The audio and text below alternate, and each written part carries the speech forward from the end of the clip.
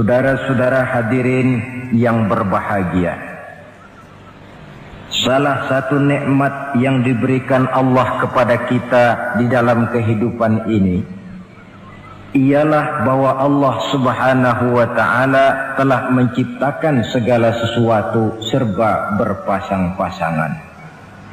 Dalam surah Yasin ayat 36 dijelaskan, Subhanallazi khalaqal azwaja kullaha mimma tumbitul ard wa min anfusihim wa mimma la ya'lamun. Maha suci Allah yang telah menciptakan segala sesuatu itu serba berpasang-pasangan, dari apa yang tumbuh di permukaan bumi, apa yang ada di dalam diri mereka sendiri, dan apa-apa yang mereka tidak mengetahuinya. Demikianlah kita lihat siang berhadapan dengan malam, benar berhadapan dengan salah, dan laki-laki berhadapan dengan perempuan. Setelah Allah menciptakan segala sesuatu itu serba berpasang-pasangan, maka Allah menetapkan aturan permainan yang mengatur seluruh kehidupan makhluk yang serba berpasang-pasangan itu. Kita tentu maklum, apapun saja yang kita lakukan dan kita perbuat tanpa ada aturan akan berakhir dengan kekacauan. Cobalah kita bikin satu sekolah, buka satu sekolah, tidak usah pakai aturan, tentu kacau. Bikin organisasi tanpa memakai aturan, tentu kacau. Demikian daripada kehidupan ini, kalau tanpa ada aturan, tentu kekacauan yang akan timbul. Allah pencipta manusia. Allah tahu benar kemampuan maksimal manusia. Oleh sebab itu, aturan permainan yang diturunkan Allah tentu sesuai benar untuk manusia. Satu contoh kecil, pabrik mobil di Jerman bikin mobil namanya Mercy. Seiring dengan itu, dia keluarkan buku petunjuknya. Mobil ini namanya Mercy, kecepatan maksimal sekian ratus kilometer per jam, daya angkut maksimal sekian ratus kilogram. Kalau rusak memperbaikinya begini, onderdilnya pun ini. Karena pabriknya yang membuat mobil, lalu pabriknya pula yang mengeluarkan buku petunjuk, sudah tentu buku petunjuk itu sesuai benar dengan mobilnya. Dan tidak bisa kita punya mobil Mercy rusak, lalu kita perbaiki dengan menggunakan buku petunjuk yang dikeluarkan oleh pabrik mobil Toyota misalnya. Jelas mobil bukan tambah baik, malah makin hancur tidak karu-karuan. Kalau manusia menginginkan satu hidup yang baik, tidak ada pilihan lain, dia harus memakai aturan yang diturunkan oleh yang bikin manusia. Dan aturan itu telah turun dalam bentuk agama Islam yang kita cintai ini. Manusia laki-laki dihiasi dengan perasaan senang cinta kepada perempuan. Itu biasa, normal, wajar. Tapi lalu Allah menurunkan aturan permainan yang kalau peraturan ini dilanggar akan membawa kerugian bagi manusia sendiri. Bahwa laki-laki senang sama perempuan itu normal. Agama membuat aturan silahkan senang, tetapi lewat satu pintu yang disebut nikah. Kalau peraturan ini diabaikan, yang rugi tentu manusia sendiri. Misalnya PLN keluarkan pengumuman, nanti malam mulai jam 6 sampai subuh listrik se-Jakarta mati total. Kita ingat, ini nanti malam saya giliran ronda. Pagi-pagi sudah kita siap beli batu baterai, masukkan ke dalam baterai. Dari sejak kita beli sampai sore itu baterai kita soroti terus. Tentu setelah sore soak batu baterai itu. Datang malam berangkat kita ronda, Kalau disoroti lagi kan baterainya sudah nggak terang lagi. Sudah sewak. Sebab apa? Belum waktunya sudah disoroti terus. Sekarang kalau ada orang belum masuk pintu pernikahan, nafsu seksualnya diobral terus. Itu kan sama juga belum datang malam, baterainya sudah disoroti terus. Nanti masuk pernikahan, soak. Berhadapan dengan istrinya, barangkali sudah nggak bisa apa-apa, cuma nyengir saja. Yang rugi manusia sendiri. Itulah sebabnya Allah lalu mengatur bahwa laki senang sama perempuan lewat satu pintu yang disebut dengan nikah. Maka pada pertemuan kali ini kita akan bicara tentang nikah dalam Islam. Saya bagi kepada 3 masalah pokok saja. Pertama, pengertian dan kedudukan nikah menurut Islam. Yang kedua, motivasi pernikahan. Karena apa orang itu seharusnya melakukan nikah. Dan yang ketiga, membina rumah tangga bahagia menurut contoh Rasulullah Sallallahu Alaihi Wasallam. Hadirin yang saya hormati, kita mulai dengan yang pertama, pengertian nikah. Dalam kehidupan sehari-hari ada 2 kata yang sering kita gunakan, kawin dan nikah. Kalimat kawin kelihatannya dipergunakan oleh semua makhluk hidup. Lain dengan nikah, ini hanya digunakan khusus untuk manusia muslim. Makanya kita sering dengar orang bilang, kucing kawin, ayam kawin, kambing kawin. Dan belum pernah kita dengar ada ayam nikah atau kucing nikah. Sebab apa? Nikah ini cuma dipakai oleh makhluk bernama manusia yang muslim. Apa pengertian nikah?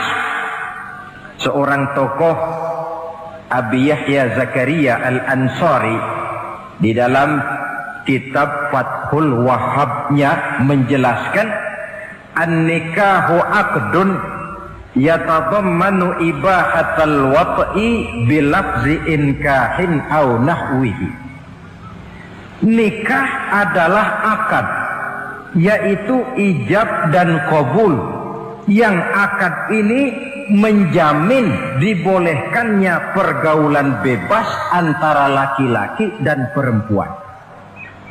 Jadi kalau sementara anak muda kita beranggapan bagaimana Islam ini kolot, masa laki-laki tidak boleh bergaul dengan perempuan, itu anggapan salah. Islam bukan saja tidak melarang, malah menganjurkan laki-laki bergaul dengan perempuan sebebas-bebasnya, sepanjang pergaulan itu bisa dipertanggungjawabkan, baik menurut hukum negara, lebih-lebih menurut hukum agama.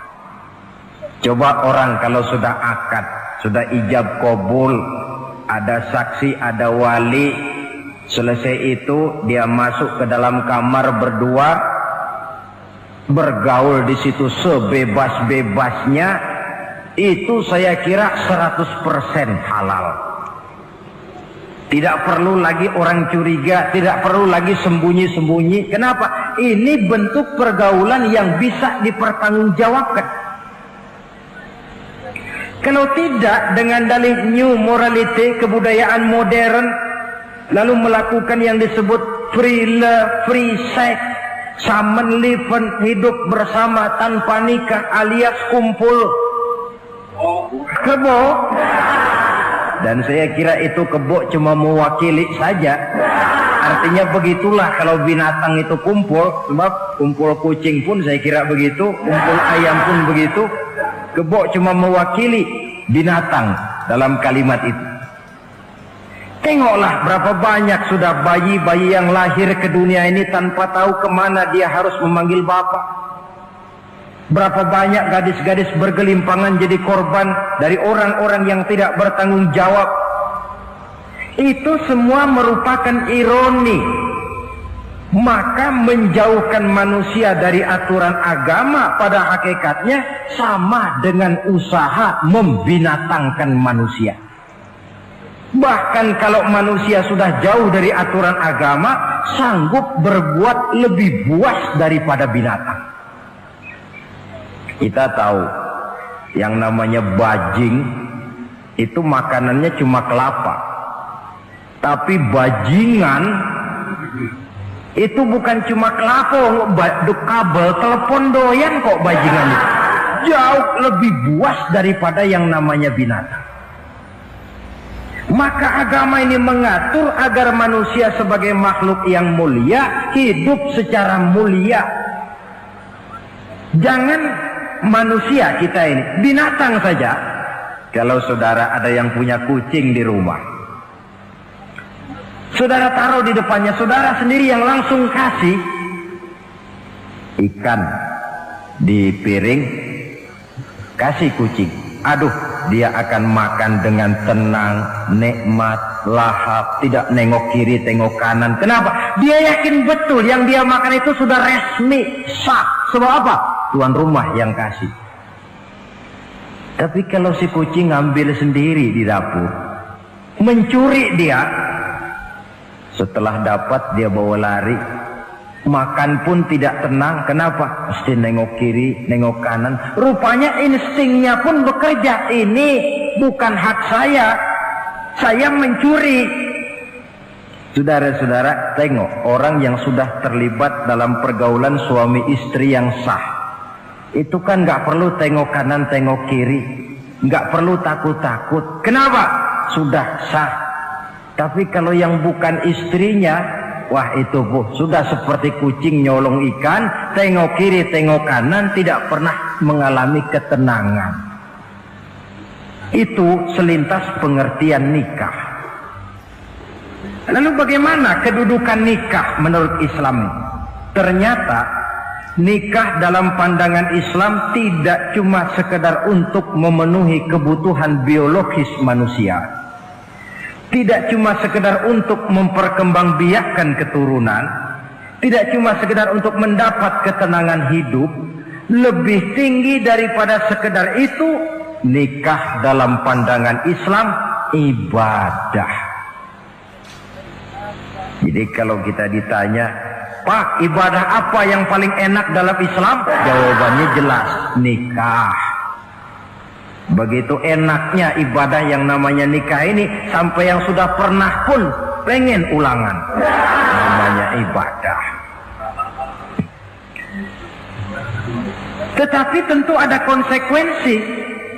Oleh karena nikah ibadah, dan semua ibadah dalam Islam tidak boleh dikerjakan setengah hati atau main-main.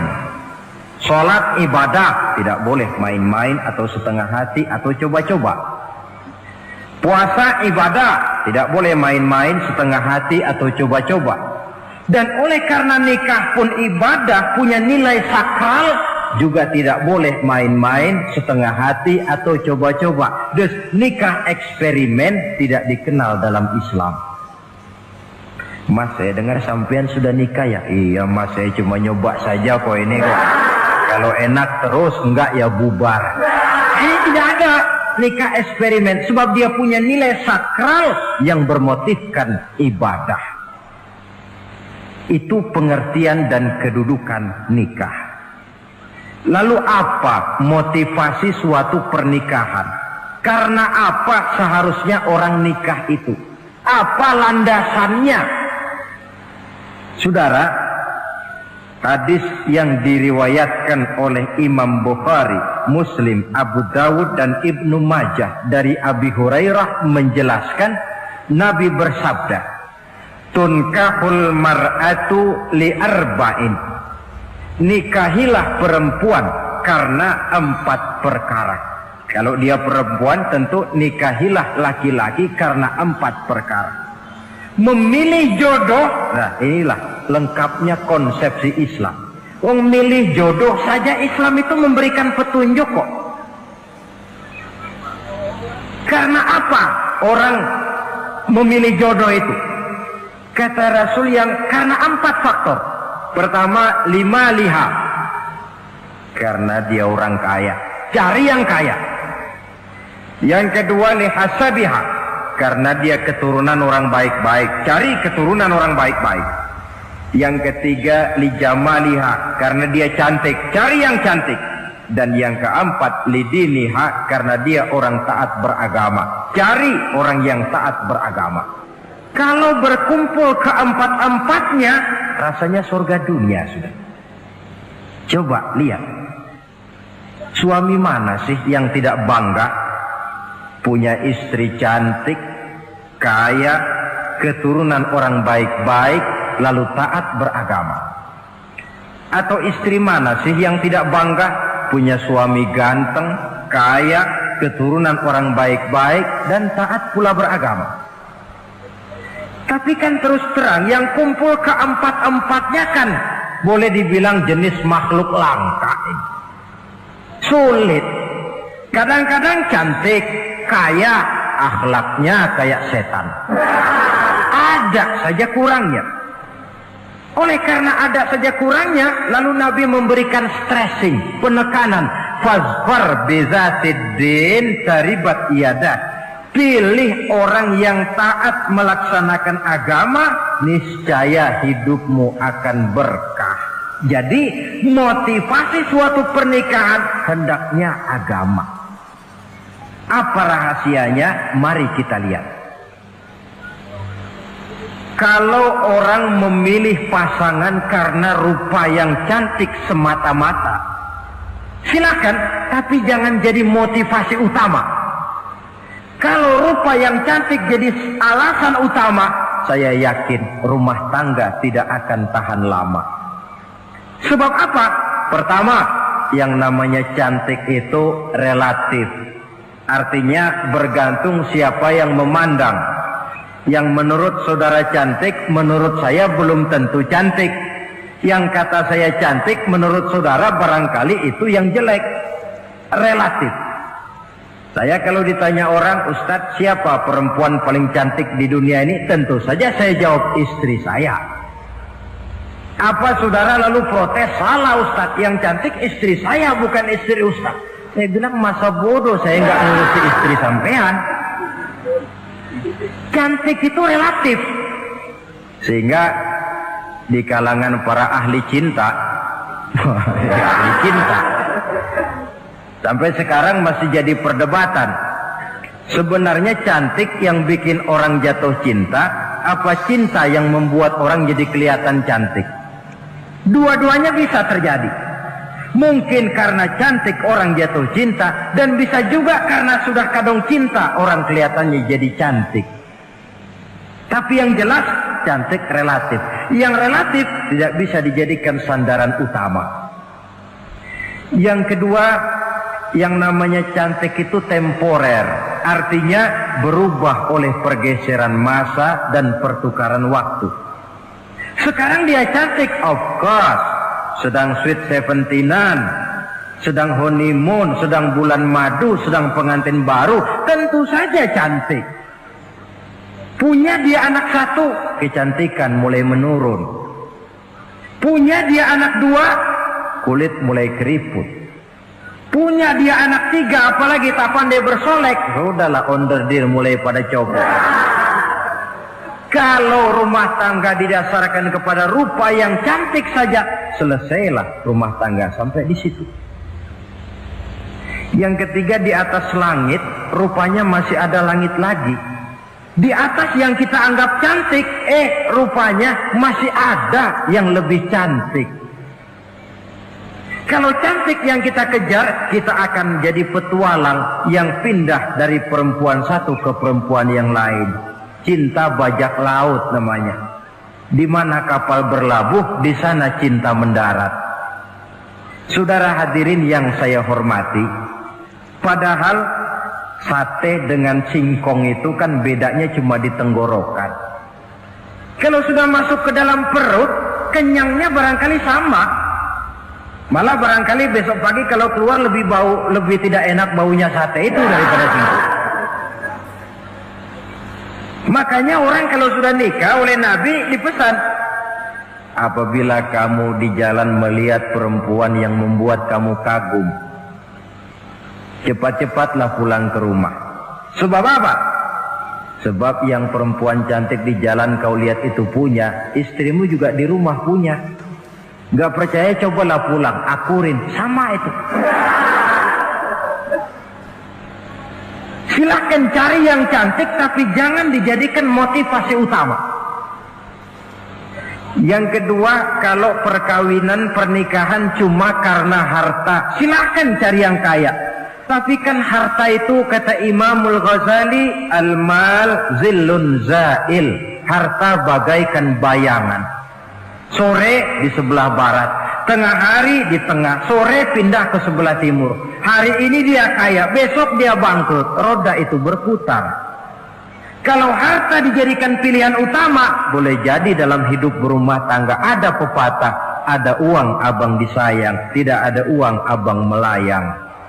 Artinya pun rumah tangga tidak akan tahan lama. Yang ketiga, kalau karena keturunan, persilahkan cari keturunan yang baik-baik. Namun toh pada akhirnya orang diajarkan bahwa kita ini mau besar atau tidak, bukan dengan jalan menyempeng kepada kebesaran orang lain, tetapi ditentukan oleh kepribadian kita sendiri. Sekarang kalau karena agama, Nabi berikan penekanan fazfar bizatid din taribat yadak. Pilih orang yang taat beragama, niscaya hidupmu akan beruntung. Apa rahasianya? Tidak lain rumah tangga Rasulullah Sallallahu Alaihi Wasallam. Yang ini artinya kita sudah masuk kepada bagian ketiga, bagaimana membina rumah tangga bahagia menurut contoh baginda Nabi. Saudara, bagaimana sih rumah tangga Rasul itu? Kelihatan dari dua ucapannya, pendek, singkat, tapi punya pengertian filosofis yang mendalam. Dua kalimat saja beliau bilang tentang rumah tangganya, yaitu baiti jannati, rumah tanggaku laksana surga bagiku. Bayangkan, kalau seorang suami sudah mampu berkata macam begitu, bahagia hidupnya. Ini barangkali tantangan buat kita semua. Mampukah kita di rumah tangga berkata semacam perkataan beliau tadi? Baiti jannati, rumah tanggaku laksana surga bagiku. Padahal dari sejarah kita baca, Rasul itu rumahnya kecil. Tidurnya di atas pelepah daun korma, sampai berbekas di pipinya. Sarapan paginya seteguk zam-zam, sepotong roti, kadang-kadang 3 butir korma. Tempat tidurnya bukan alga spring bed atau Dunlopillow macam kita punya. Di rumahnya tidak ada mebel spaghetti model yang lagi ngetop-ngetopnya. Entah di tengah rumah macam itu, beliau sanggup berkata, baiti jannati. Kenapa kita yang hidup di zaman di mana fasilitas mestinya lebih menunjang, kok malah banyak yang berkata sebaliknya? Baiti nari, rumah tanggaku laksana neraka bagiku. Padahal dilihat dari segi materi, rumahnya bertingkat, mobilnya serba berkilat, uangnya banyak berlipat-lipat, istri pun cantik memikat. Kadangkala boleh jadi jumlahnya 4. Tapi tiap hari kiamat. Kenapa ini? Marilah kita lihat. Ternyata rumah tangga Rasul itu motivasinya tidak lain agama. Agama menuntun suami dan istri masing-masing untuk tahu kewajiban dan tahu haknya. Kalau kewajiban sudah dilaksanakan, lalu hak diberikan, akan timbul pengertian, understanding. Kalau sudah ada saling pengertian, akan timbul ketenangan, feeling of security. Dan ketenangan tangga utama untuk mencapai yang disebut bahagia. Itu sebabnya hakikatnya membicarakan rumah tangga yang berdasarkan agama tidak lain adalah bagaimana seharusnya seorang suami melaksanakan kewajibannya dan seorang istri melaksanakan tugasnya. Artinya kewajiban suami itu apa? Kewajiban istri itu apa? Kewajiban istri hak suami, kewajiban suami hak untuk istrinya menurut tuntunan dan tuntutan agama.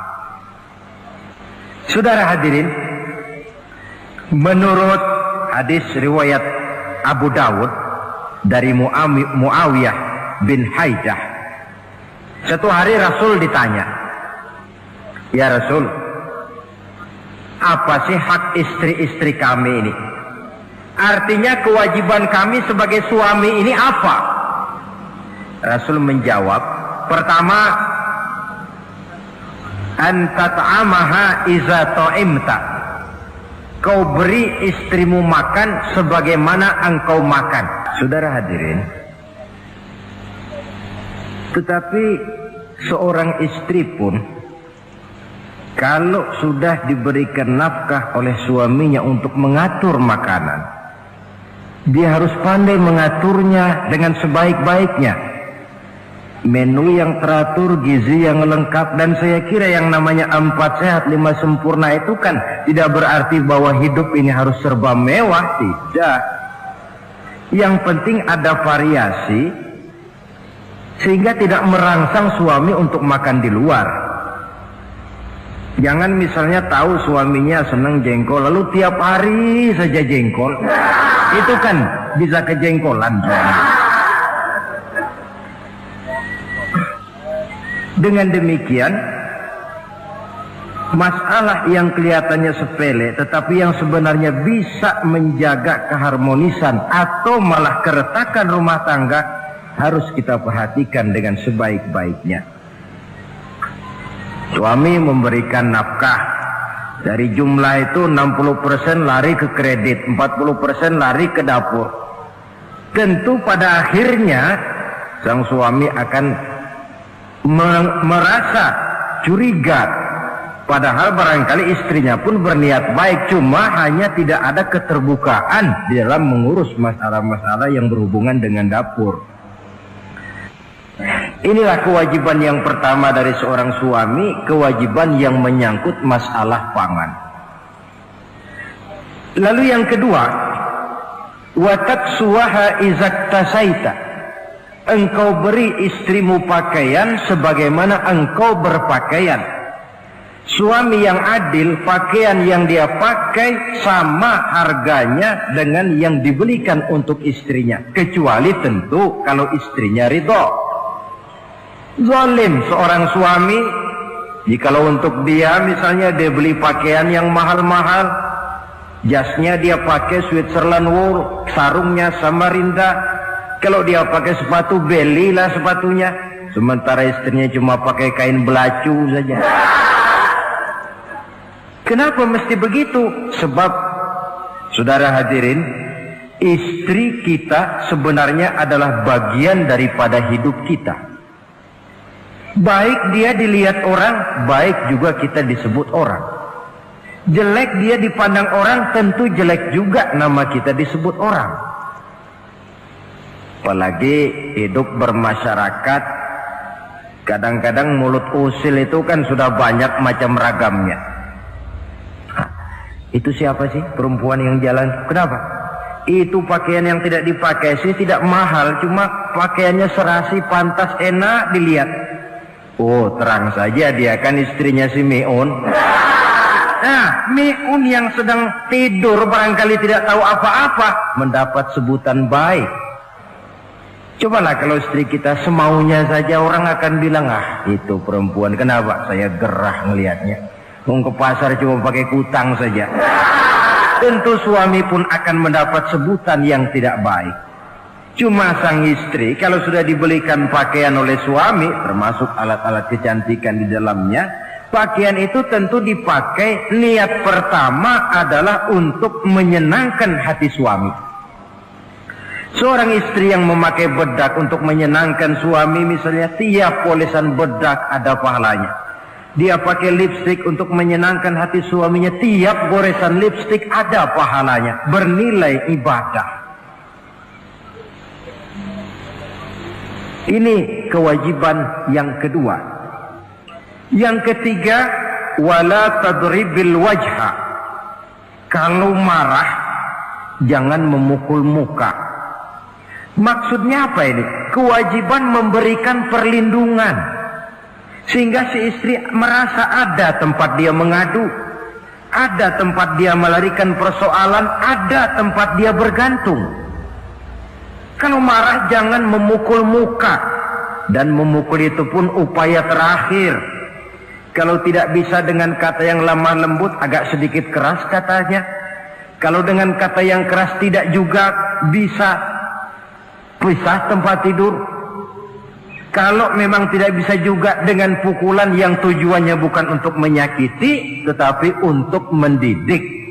Allah tadribal wajha. Kalau marah jangan memukul muka, dan memukul pun bukan jalan pertama, tapi upaya terakhir dengan tujuan bukan untuk menyakiti, tapi untuk mendidik sang istri. Kewajiban untuk memberikan perlindungan. Yang keempat, wala tuqabbih. Jangan memburuk-burukan istrinya. Kewajiban menjaga nama baik. Sebab apa? Dalam satu bahasa yang indah, Al-Quran menjelaskan bahwa suami istri itu laksana pakaian. Hunna libasul lakum wa antum libasun lahunna. Istri pakaian untuk suami, suami pakaian untuk istri. Lihatlah alangkah indah gaya bahasa Al-Quran ini. Diibaratkannya suami istri seperti pakaian. Apa fungsi pakaian? Pertama, pakaian itu kan jadi kebanggaan. Saya bangga memakai baju seperti ini, saudara bangga memakai baju yang saudara pakai. Artinya seorang suami harus berusaha menjadi suami kebanggaan istri, dan seorang istri pun harus berusaha menjadi istri yang dibanggakan oleh suaminya. Jangan yang malah kemudian disesali. Itu kan kalau sudah marah orang kadang-kadang ucapannya nggak terkontrol. Istri marah sama suami, bang nyesel gue punya laki kayak gitu. Sudah hilang lagi kebanggaan. Kalau kebanggaan hilang, wibawa pun hilang. Kalau wibawa sudah hilang, maka rumah tangga sudah sulit untuk dipertahankan. Yang kedua, yang namanya pakaian itu kan menutup aurat. Itu tujuan pakaian yang terpenting. Artinya di sini, kalau seorang istri mempunyai kekurangan, suamilah yang menutupi. Kalau seorang suami mempunyai kekurangan, istri juga harus berusaha menutupi. Jangan kekurangan suami diceritakan di pasar umum, atau kekurangan istri dibuka di mana-mana. Itu namanya suami istri tidak berfungsi sebagai pakaian, malah justru saling membuka aurat masing-masing. Iyalah kadang-kadang penyakit ini. Kadang-kadang yang namanya perempuan dari rumah itu berangkat ngaji katanya. Sampai di pengajian apa? Suaminya diakur-akurin. Bayu bagaimana suami? Wah suami saya payah. Dipayahkannya suaminya di mana-mana. Atau aib dan kekurangan istri diceritakan di mana-mana. Orang bertanya gimana mas istrinya? Oh gak maju. Loh kenapa istrimu kan cantik? Iya soal cantik sih iya, tapi tidurnya kok ngiler ini. Nah, ini kan nggak perlu yang macam begini ini. Tidak bisa menjaga apa yang disebut security informasi. Fungsi pakaian sebagai suami istri tidak berjalan di dalamnya. Saling menjaga kehormatan diri. Ini yang keempat. Yang kelima, wala tahjur illa fil bait. Jangan berpisah dari istri kecuali di rumah. Maksudnya begini. Kalau satu hari seorang istri suami marah kepada istrinya, tidak usah istri itu disuruh pulang ke rumah orang tuanya, ke rumah mertua lalu diusir, tidak. Cukup pisah tempat tidur saja. Ini mana maknanya wala tahjur illa fil baiti. Umpamanya, dek malam ini saya sedang tidak enak pikiran, kau tidur di kamar belakang lah, saya kamar depan. Cukup pisah tempat tidur saja, tidak perlu istri dipulangkan ke rumah orang tuanya. Nanti umpamanya tengah malam turun hujan, udara dingin, pikiran berubah, merasa perlu, kan tinggal manggil. Tidak jauh secara psikologis ajaran semacam ini bisa kita terima. Saudara hadirin yang saya hormati, ini pada prinsipnya kewajiban seorang suami. Kewajiban yang menyangkut masalah pangan, sandang, perlindungan, memelihara kehormatan dan menjaga ketenangan di rumah tangga dengan menyelesaikan persoalan di rumah tangga itu secara intern. Jangan belum apa-apa sudah mertua diundang, orang tua dibon. Persoalan belum tentu selesai tapi masalah sudah meluas. Cobalah kita selesaikan intern dulu. Kalau kemudian ternyata dianggap perlu mengundang orang tua, mertua, keluarga, baru kita upayakan ke arah itu. Ini kewajiban suami dan ini merupakan hak istri. Lalu bagaimana kewajiban istri sekarang ini? Istri kewajibannya merupakan hak untuk suami. Saudara, dari hadis yang diriwayatkan Imam Ibnu Majah dari Ali bin Yazid dari Abi Umamah, Nabi bersabda, "Mastafadal mu'minu ba'da taqwallahi azza wa jalla khairan lahu min zaujatin salihah." Bagi seorang mukmin, sesudah dia mempunyai sifat takwa kepada Allah, tidak ada yang lebih membawa manfaat selain daripada istri yang salihah. Istri salihah itu yang bagaimana? Yang hidup mampu melaksanakan kewajibannya. Apa kewajibannya? Kata Nabi, pertama, in amaraha ata'athu.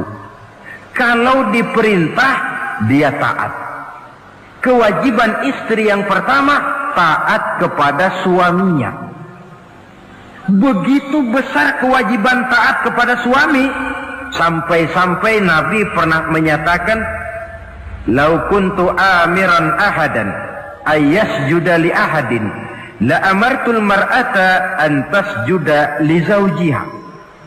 Kalau saja boleh, kata Nabi, aku memerintahkan manusia sujud kepada sesama manusia, tentu aku perintahkan istri untuk sujud kepada suaminya. Untung saja sujud kepada manusia tidak boleh. Kalau boleh, istri itu disuruh sujud kepada suami. Tentu karena besar hak suami atas dirinya. Yang kedua, ibadah sunnah tidak mendapat izin suami juga bukan saja tidak berpahala, malah berdosa.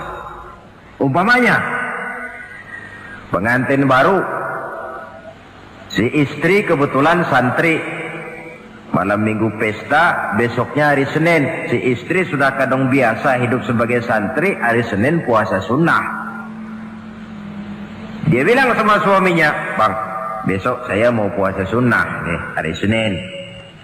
Kata suaminya, "Kalau kau puasa juga kau kejam.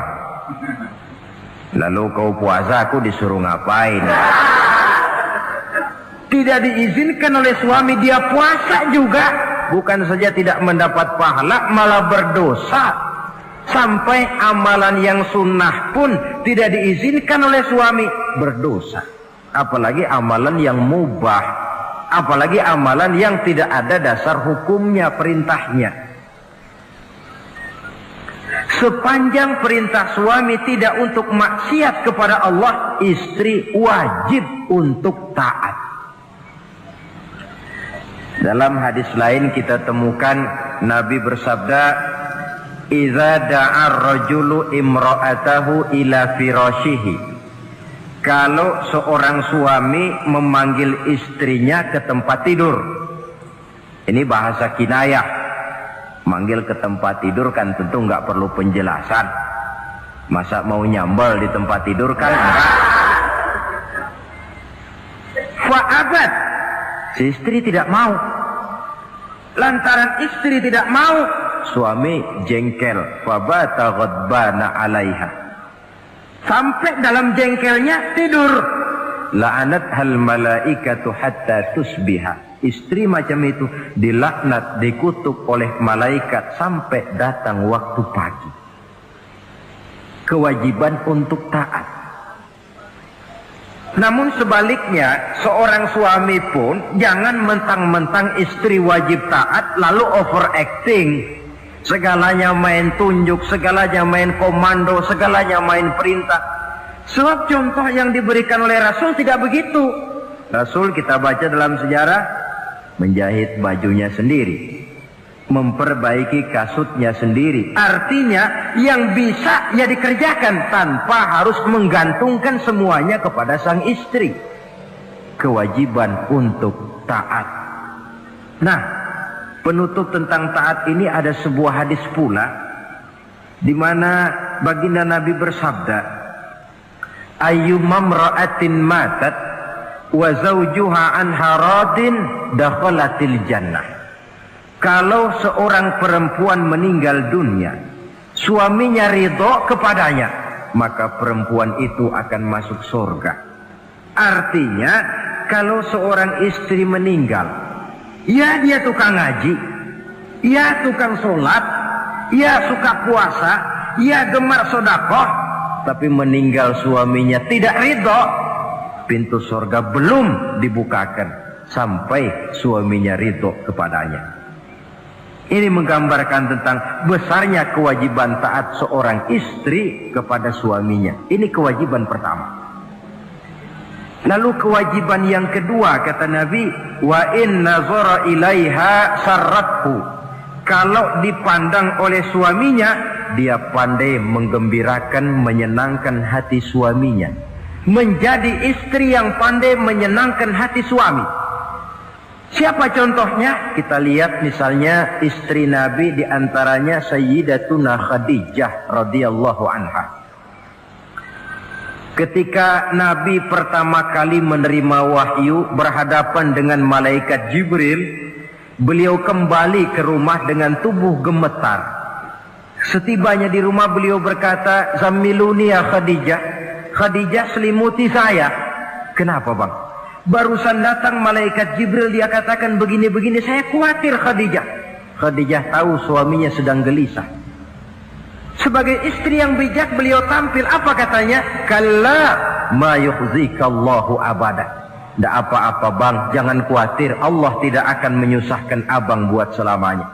Ini istri yang pandai menyenangkan hati suami. Suami pulang dagang dari pasar, rugi. Istri tampil, itulah bang romantikanya dagang. Masa selamanya saja untung sekali-sekali lah, rugi. Si suami kan tidak terlalu pusing kepalanya. Jangan sudah di pasar rugi, sampai rumah istri pidato, peletar-peletor macam petasan. Dasar suami goblok, dagang saja rugi. Sudahlah di pasar rugi, sampai ke rumah digoblok-goblokin. Itu nanti suami kan bisa kena penyakit yang disebut broken home. Penyakit nggak betah di rumah. Seorang istri kalau suami sudah kena penyakit tidak betah di rumah, itu mesti siap-siap mental untuk dimadu. Nah, jadi kalau tidak dimadu bagaimana? Berusaha bikin betah suami di rumah. Suami pulang kantor jam 2, setengah 2 dandan, kalau perlu setel habis. Kalau perlu kelihatan suami akan datang, bukakan pintu, sambut dengan senyum. Apalagi kalau senyumnya Pepsodent. Saya kira suami bagaimanapun lelahnya, peras keringat, banting tulang, pulang mencari nafkah, kalau kembali di rumah disambut dengan senyum, hilang capeknya. Tapi bayangkan, sudahlah di kantor capek, peras keringat, banting tulang, sampai pula di rumah yang nyambut cuka sama kukusan. Udah asem, monyong. Suami mana yang kerasan tinggal di rumah? Menjadi istri yang pandai menggembirakan, menyenangkan hati suaminya. Bahkan diizinkan bohong untuk menyenangkan hati suami. Umpamanya, suami kebetulan habis obyeknya gol. karena ingin menyenangkan istri, mampir di pasar beli kain batik. Si suami tidak tahu bagaimana kain batik yang bagus, beli saja sembarangan. Sudah kainnya kasar, warnanya norak, harganya yang mestinya murah jadi mahal, dibawa pakaian itu pulang. Istri lihat dan tahu kalau ini batik jelek, norak, kasar, harganya pun murah. Tapi dia ingin menyenangkan hati suaminya. Suaminya tanya, bagaimana dek kain batik ini? Waduh bang, bagus betul kain ini. Pinter benar abang milih warna ini. Emang yang kayak begini ini bang, coba lihat tetangga kita mana ada yang pakai kain kayak begini. Ya memang gak ada, jelek. Suami senang tentu. Lalu kain itu oleh istrinya, ngaji dipakai, keundangan dipakai, tidur dipakai, masak dipakai, nyuci pun dipakai. Suami makin bangga, wah kain yang saya beliin dipakai terus ini. Lain pula istrinya, dalam hati dia berpikir, biarin deh gue pakai terus biar cepat hancur, nggak ada urusan. Coba kalau waktu itu si istri jujur, dasar laki goblok, beli kain kayak begini, sono pulangin. Nah, mungkin suami yang sudah payah-payah mau menyenangkan hati istrinya malah berbalik pikirannya. Saudara hadirin, ini kelihatannya penting untuk menjaga suasana keharmonisan di dalam kehidupan berumah tangga. Begitu pula pengertian seorang suami. Rasul pernah pulang dari masjid agak larut malam, rupanya banyak orang bertanya. Ketuk pintu, assalamualaikum, sampai 3 kali tidak dibukakan pintu. Rupanya Aisyah lelap benar tidurnya. Rasul sadar beliau pulang kemalaman dan tahu istrinya capek bekerja di waktu siang. Asyraful anbiya wal mursalin ini menghormati istrinya. Salam 3 kali tak dibukakan pintu, bukan marah, malah gelar sorban di depan pintu. Di situ beliau tidur. Tengah malam Aisyah mau sholat, buka pintu, terkejut lihat suaminya tidur di depan pintu. Dibangunkan, begitu dibangunkan Rasul lebih dahulu berkata, Aisyah, maafkan saya pulang terlambat memang sebab banyak yang bertanya di masjid. Sudahlah tidur di depan pintu, begitu dibukakan beliau dulu yang minta maaf. Sulit jadi suami semacam ini. Yang enak kalau sudah nggak dibukain pintu, istri kepulesan, lalu sekali buka pintu kan yang enak kita tunjuk jidatnya, lo tidur kayak tembok ya. Saudara hadirin, menjadi istri yang pandai menyenangkan hati suaminya. Sebab tidak ada seorang suami bisa sukses baik di medan tugas, di masyarakat, di kantor, di toko, di tempat manapun kalau tidak ditunjang oleh peran serta dari para istrinya. Karena itulah perempuan walaupun peranannya tidak begitu kelihatan, sebenarnya sangat menentukan. Seorang suami yang jujur, polos, lugu, sederhana, sanggup menjadi koruptor ulung karena didorong-dorong oleh istrinya. Merangsang ketamakan suami. Istri dibakar oleh tetangganya. Bang, kenapa? Kau kan di kantor kepala bagian. Lalu, tangga kita pegawai kecil saja bang, tapi coba lihat istrinya kalau pakai gelang kayak pelek beca bang gelangnya. Kau kepala bagian gak bisa beliin saya macam gitu, kepala bagian goblok. Lalu bagaimana bu, gaji saya kan sudah jelas segitu. Iya, kamu kan kepala bagian. Apaan kayak di kantor sabet. Kalau sudah main sabut-sabutan begini, sudah merangsang suami untuk berbuat yang tidak baik. Kecil, tidak begitu kelihatan, tapi sangat menentukan. Istri yang soleh, yang bisa melaksanakan kewajibannya, yaitu pandai menyenangkan hati suaminya. Ini kewajiban istri yang kedua.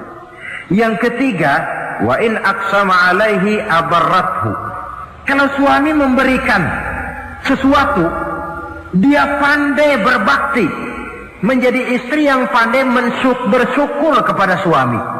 Kita ingat ketika pulang Mi'raj kan Rasul bercerita, saya dalam perjalanan itu diperlihatkan neraka, kata Rasul.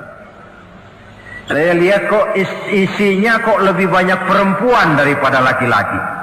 Nah, sahabat heran, ya Rasul, Lebih banyak perempuan? Iya. Apa mereka tidak sholat? Sholat. Apa mereka tidak pernah hadir di majelis taklim? Oh, rajinan dia sama suaminya. Ada apa? Tidak pernah baca Quran? Rajin. Lalu kenapa kok isinya kebagian besar perempuan? Rasul menjawab, hunna yakfurnal asir. Mereka umumnya tidak pandai bersyukur kepada suaminya. Hujan panas setahun dibalas dengan hujan sehari. Kalau suaminya sedikit salah, sudah kehilangan pertimbangan, tertutup seluruh kebaikannya. Yang kelihatan cuma salahnya saja. Maka sebaiknya di dalam hidup berumah tangga, baik suami maupun istri itu masing-masing sedia timbangan. Kalau satu saat suami salah, istri ambil timbangan. Timbang, suami saya salahnya ini, jasanya ini.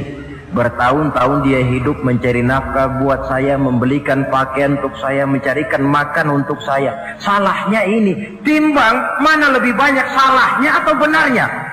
Dengan demikian kita akan bisa menghasilkan keputusan objektif. Giliran istri yang salah, suami yang ambil timbangan, ukur mana lebih banyak baiknya atau salahnya. Kalau tiap kita masing-masing punya timbangan, insya Allah nilai-nilai objektif dari suatu pertimbangan akan bisa kita temukan dalam mengambil keputusan. Istri yang pandai berbakti membalas budi daripada suaminya. Kewajiban yang keempat dari seorang istri, wa in ghaba anhu nasahathu fi nafsiha wa malihi. Kalau suami tidak ada di rumah, dia pandai menjaga kehormatan dirinya dan pandai menjaga harta suaminya. Tidak mencari kesempatan dalam kesempitan. Suami lembur, istri ngompreng. Dan pandai menjaga harta suaminya. Nah, coba lihat. Kalau seorang suami ada uang di kantongnya 100 rupiah. Ada tukang minta pengemis, istri ambilkan saja tanpa izin suaminya uang di kantong suami 100. Dia sedekahkan. Niatnya tentu baik. Si istri dapat dosa, si suami dapat pahala. Perbuatan sedekahnya itu betul, tapi mengambil uang tanpa izin suami itu yang salah. Dan ternyata salah itu lebih besar daripada pahala yang dia lakukan lantaran bersedekah itu.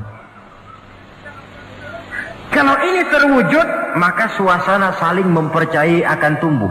Kalau sudah saling mempercayai, rasanya akan terwujud kedamaian dan ketenangan. Suami meninggalkan rumah dengan perasaan tenang, istri pun melepas suami dengan perasaan damai, tanpa was-was, tanpa curiga, dan sebagainya.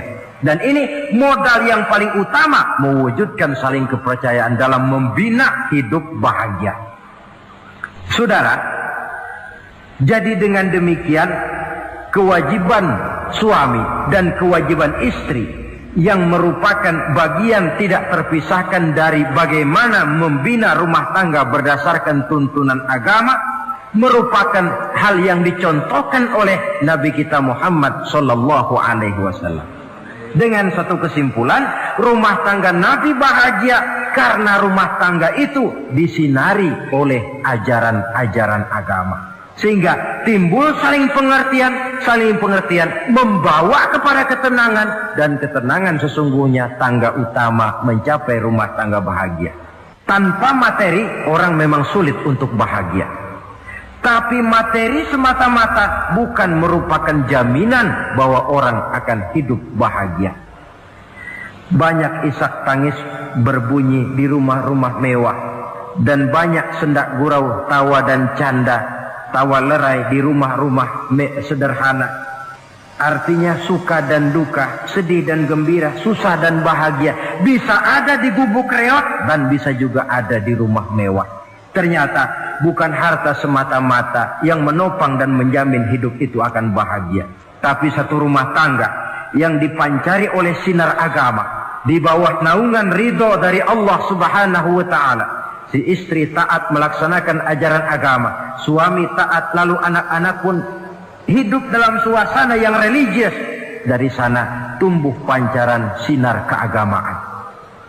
Irama agama mengalun dalam kehidupan rumah tangga kita. Berfungsilah dengan demikian rumah tangga sebagai tempat di mana kita mengamalkan ajaran agama kita. Alangkah nikmat satu rumah tangga. Istri ahli ibadah, suami pun ahli ibadah, anak-anak pun terbiasa oleh lingkungan untuk hidup melaksanakan suatu ibadah. Dan keberhasilan di rumah tangga awal untuk menuju keberhasilan di masyarakat, di tempat tugas, dan di tempat-tempat lainnya. Sebaliknya, kehancuran rumah tangga akan selalu menjadi awal kehancuran karir di masyarakat, di tempat kerja, dan di tempat-tempat lainnya. Oleh karena itu, berangkat dari hal semacam inilah, maka kita berkeyakinan rumah tangga yang bahagia ialah rumah tangga yang didasarkan kepada ajaran agama. Sehingga tercapailah kebahagiaan hidup di dunia yang langsung menopang kepada kebahagiaan hidup di akhirat.